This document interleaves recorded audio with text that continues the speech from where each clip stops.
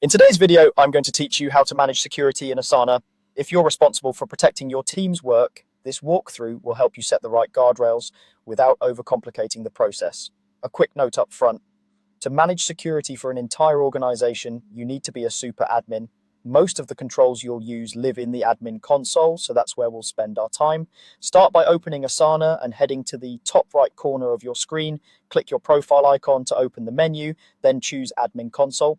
Once you're in, look for either the Settings area or the dedicated Security tab, depending on your view. This is your central hub for organization-wide security. If you manage multiple organizations or workspaces, double check that you're in the correct one before making changes. You'll typically see the organization name near the top.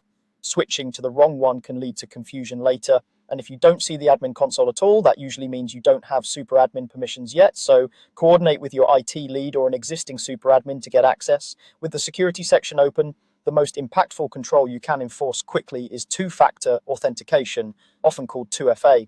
Turning this on requires every member of your organization to verify their identity with a second step when they log in, usually a time-based code from an authenticator app or a one-time code sent to a trusted method.